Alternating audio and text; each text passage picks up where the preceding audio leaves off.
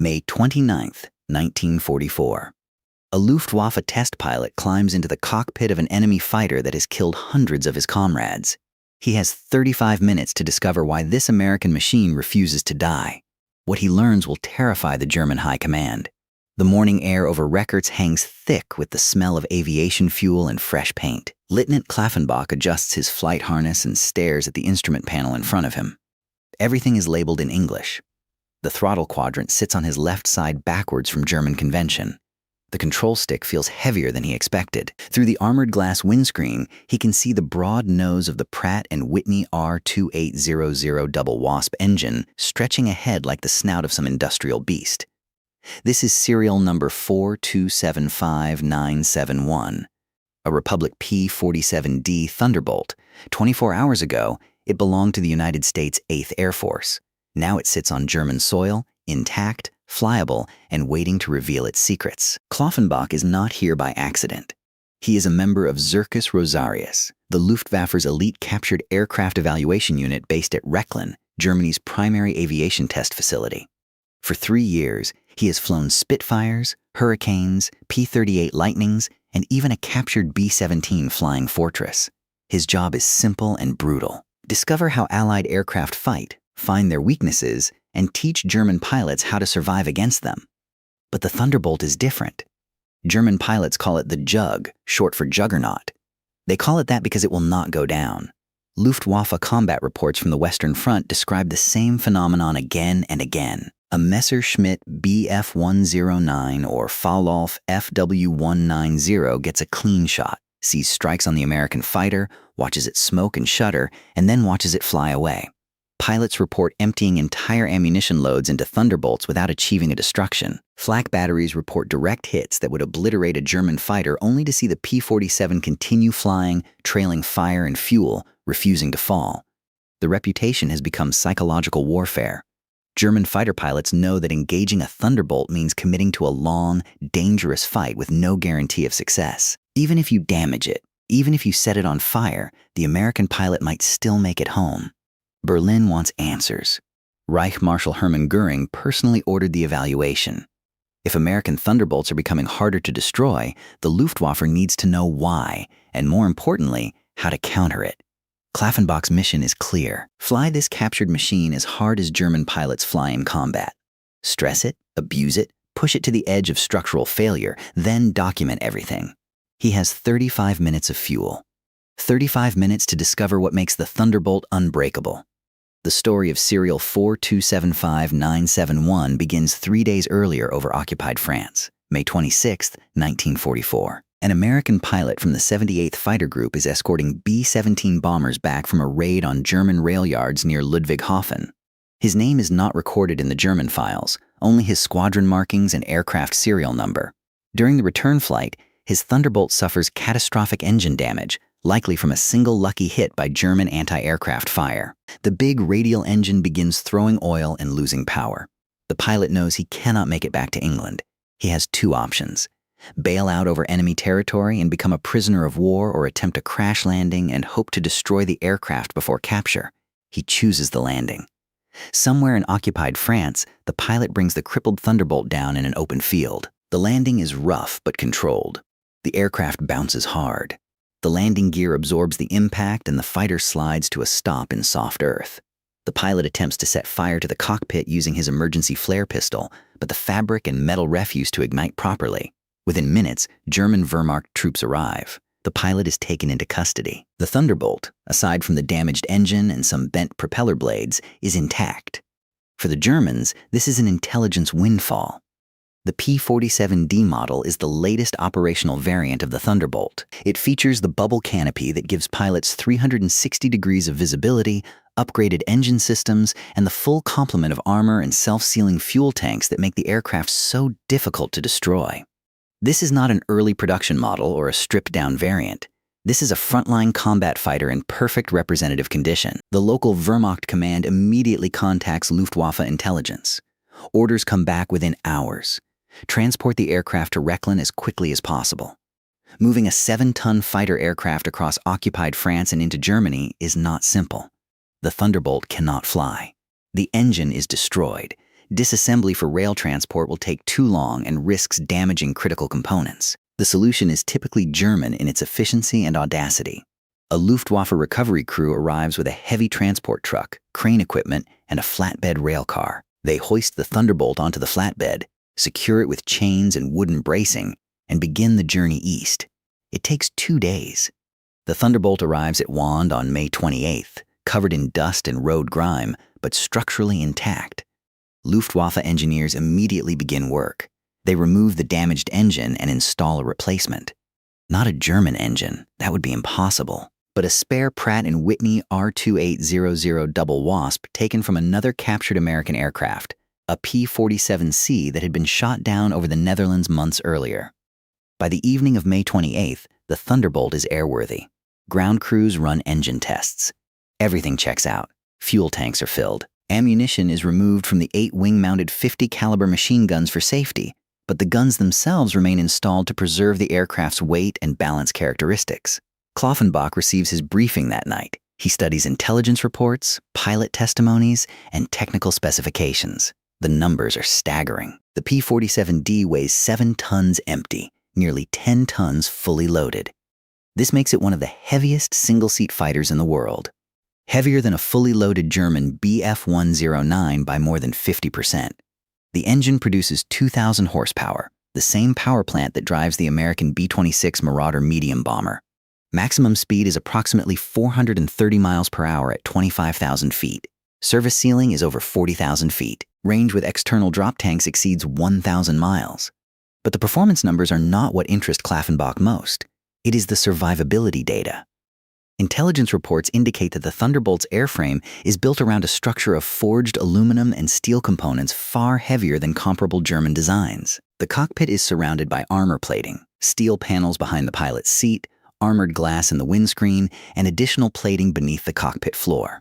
The fuel tanks are self-sealing, lined with rubber compounds that automatically close over small punctures. The oil and coolant systems are redundant with backup lines that keep the engine running even after battle damage. German pilots report that even when Thunderbolts are heavily damaged, they often remain controllable. Engine fires that would destroy a Bf-109 in seconds seem to burn out or extinguish themselves in the Thunderbolt's armored compartments. Control surface damage that would send a German fighter into an unreoverable spin seems to leave the massive American fighter still capable of straight and level flight. The question is whether this reputation is real or exaggerated. Kloffenbach's test flight will answer that question. May 29th, 1944, 0600 hours. Clear skies, light winds, perfect test conditions. Kloffenbach walks across the tarmac toward the Thunderbolt. Even sitting on the ground, the aircraft looks massive. The fuselage is broad and deep. The wings are thick, almost ungainingly. The landing gear is tall and sturdy, designed to absorb carrier-style landings, even though the Thunderbolt is a land-based fighter. Everything about the design suggests brute strength over elegance. He climbs onto the wing and steps into the cockpit. The seat is comfortable, well padded, positioned high to give excellent visibility over the long nose. The instruments are clearly labeled and logically arranged. He notices immediately that the cockpit is spacious compared to German fighters. There is room to move, room to breathe. American pilots, he realizes, are expected to fly long missions in this aircraft. Comfort matters. He straps in. The ground crew chief, a Luftwaffe mechanic who has been studying the Thunderbolt systems for 2 days, leans into the cockpit and walks Kloffenbach through the startup procedure. It is more complex than a German fighter. Multiple fuel valves, mixture controls, propeller pitch settings, turbocharger management.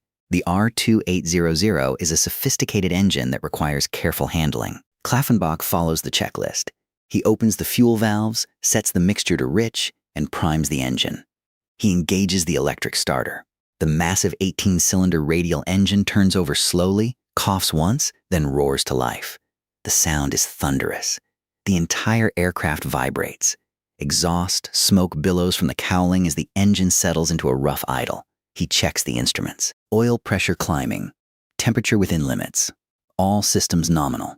He releases the brakes and taxis toward the runway. The Thunderbolt's nose blocks all forward visibility. Kloffenbach has to weave side to side, turning down the taxiway to see ahead, a technique he learned from interrogating captured American pilots. The controls feel heavy even on the ground. The rudder pedals require significant force to move. At the runway threshold, he runs through the pre-takeoff checks one final time. Everything is ready. He pushes the throttle forward. The R2800 responds with a roar. 200 horsepower drives the 13-feet propeller into a blur. The Thunderbolt accelerates slowly at first, its massive weight resisting movement, then faster as the engine overcomes inertia. The tail comes up almost immediately. At 70 knots, Klaffenbach pulls back on the stick. The Thunderbolt lifts off smoothly. No drama, no surprises. He retracts the landing gear and begins his climb. The rate of climb is impressive, better than he expected. The big engine pulls the heavy fighter upward with relentless power. He levels off at 3,000 m, approximately 10,000 feet, and begins his evaluation. First test, basic handling characteristics. Klaffenbach banks left, then right. The Thunderbolt responds smoothly, but the controls are heavy. The ailerons require substantial force to deflect. This is not a fighter that responds to light fingertip inputs like a Bf-109. This is a machine that must be muscled through the sky. He tries a coordinated turn. 30 degrees of bank, steady back pressure on the stick. The Thunderbolt holds the turn cleanly. No tendency to drop a wing or tighten unexpectedly. The handling is stable, predictable, almost boring in its precision. He rolls into a steeper turn, 60 degrees of bank. The G-forces press him into his seat. The Thunderbolt groans, but holds. He glances at the geometer on the instrument panel. 4 Gs. The airframe is not complaining. He rolls out and notes his observation. The Thunderbolt can sustain high G turns without structural stress. This matches intelligence reports. Second test, acceleration and top speed. Klaffenbach pushes the throttle forward and advances the turbocharger control. The R2800 responds instantly. The Thunderbolt surges forward. He watches the airspeed indicator climb. 200 knots, 250 knots, 300 knots. The acceleration continues smoothly at 330 knots, approximately 380 miles per hour at this altitude. He eases back the throttle. The Thunderbolt is still accelerating with no sign of strain. He compares this mentally to the FW190A8, Germany's primary frontline fighter. The Focke-Wulf tops out at approximately 410 miles per hour at sea level. The Thunderbolt, even at medium altitude, is matching or exceeding that speed. At higher altitudes where the turbocharger gives the R2800 its full advantage, the Thunderbolt will be faster still. Third test, dive performance. This is the critical test. German pilots report that Thunderbolts dive away from attacks at astonishing speeds that would tear apart a German fighter. Klaffenbach needs to verify this. He climbs to 5,000 m, approximately 16,000 feet, and rolls inverted. He pulls through into a steep dive, nose down 45 degrees, throttle at cruise power. The Thunderbolt accelerates rapidly. The airspeed indicator spins 300 knots, 350 knots, 400 knots. The controls stiffen as the speed builds. The stick requires both hands to move.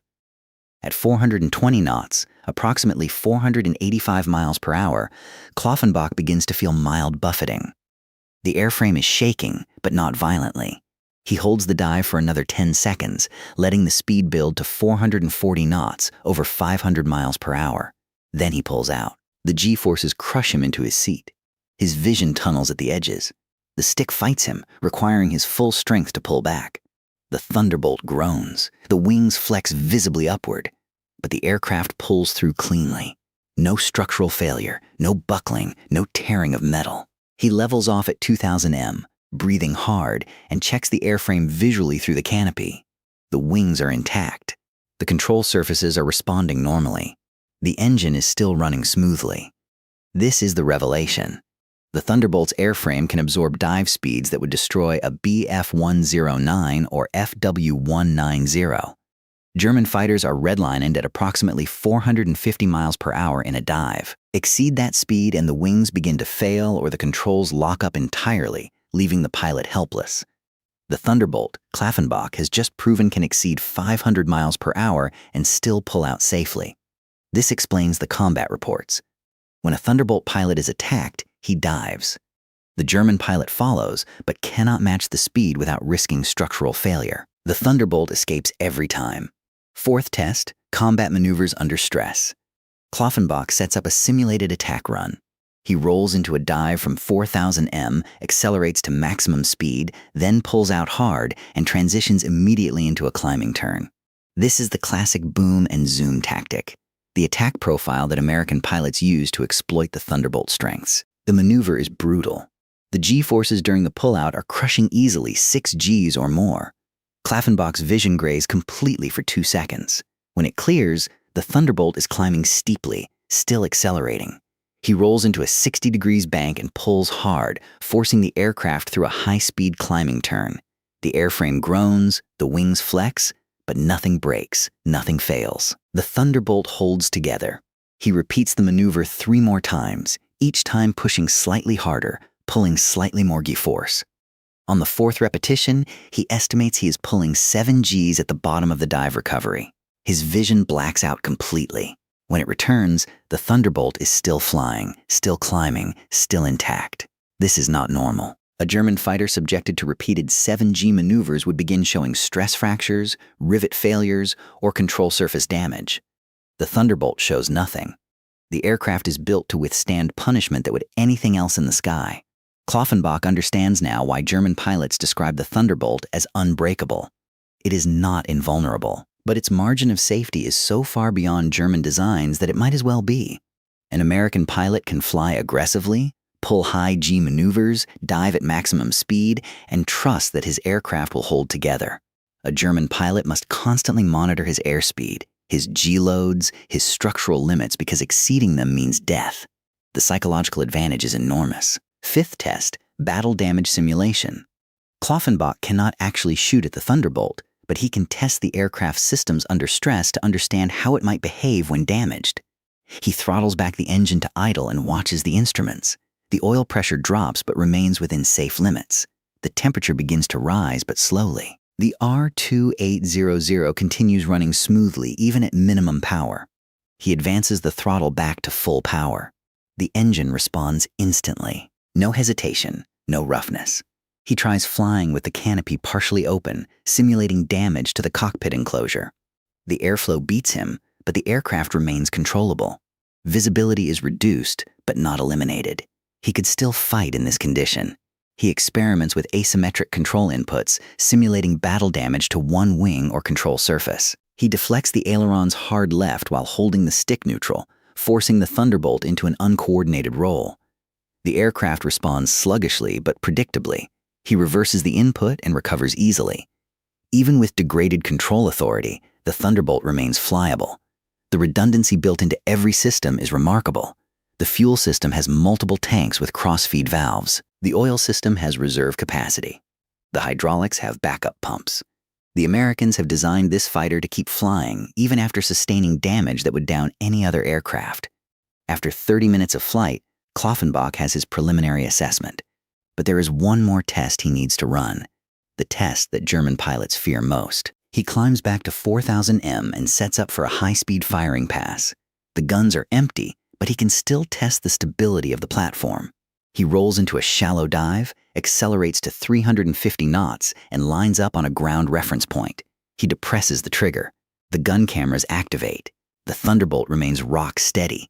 The heavy airframe absorbs the simulated recoil without deviation. The gun sight stays locked on target. He holds the trigger down for a full 5-second burst. In combat, this would represent approximately 250 rounds from each of the 850 caliber machine guns, a total of 2,000 rounds. The Thunderbolt does not waver. The nose does not pitch up or yaw sideways. The aircraft flies as if the guns are not firing at all. Kloffenbach compares this mentally to the FW-190's armament. The German fighter carries 420mm cannons and 213mm machine guns. The firepower is devastating, but the recoil is violent. Firing a full burst destabilizes the aircraft, making accurate shooting difficult. The Thunderbolt's 850 calibers deliver less punch per round, but the stability means every round goes where it is aimed. He throttles back and begins his descent back to Rechlin. Fuel is running low. He has approximately 5 minutes remaining. As he enters the landing pattern, Kloffenbach mentally composes his report. The conclusions are clear and they are deeply troubling for the Luftwaffe. He lands at 0735 hours. The touchdown is smooth. The Thunderbolt's heavy landing gear absorbs the impact effortlessly. He taxis back to the hangar and shuts down the engine.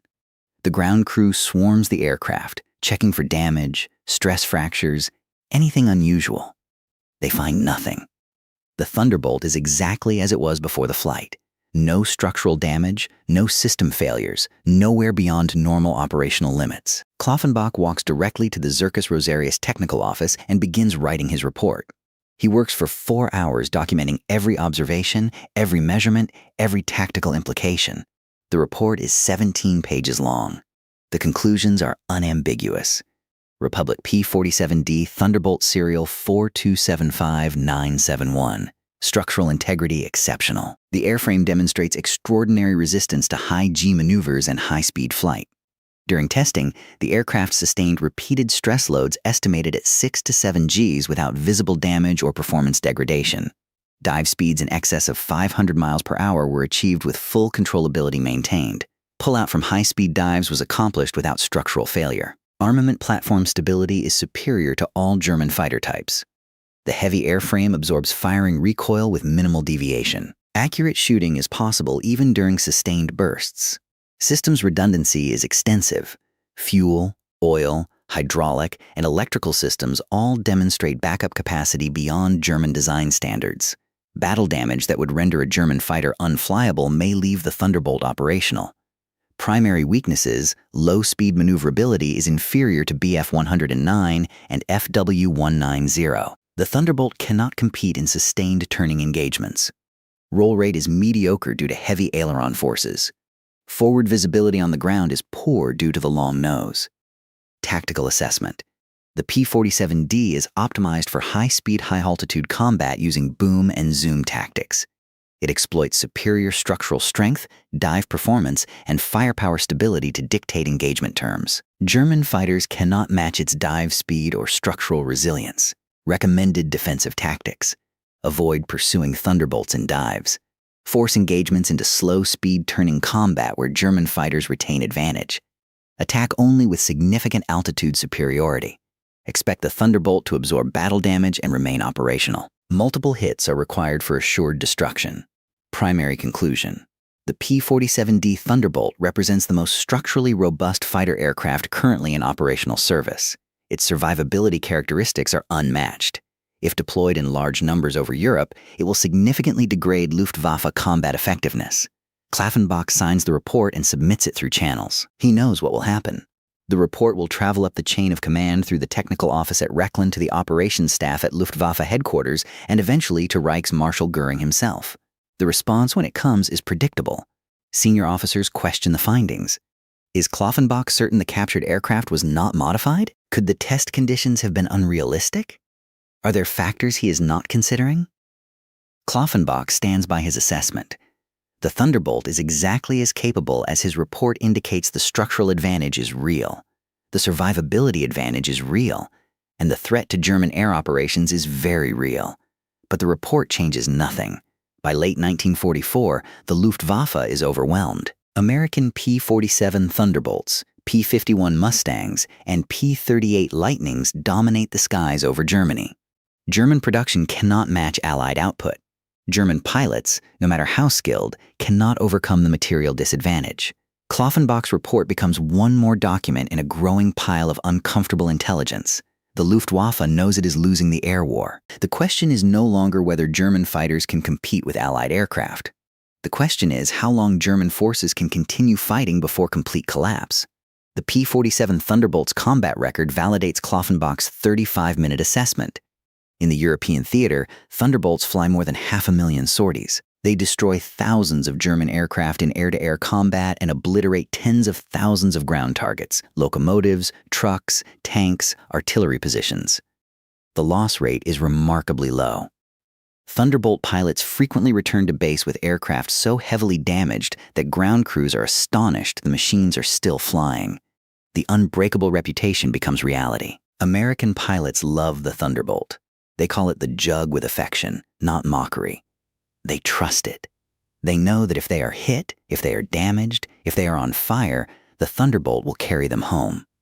That confidence translates into aggressive tactics, bold attacks, and relentless pressure on German forces.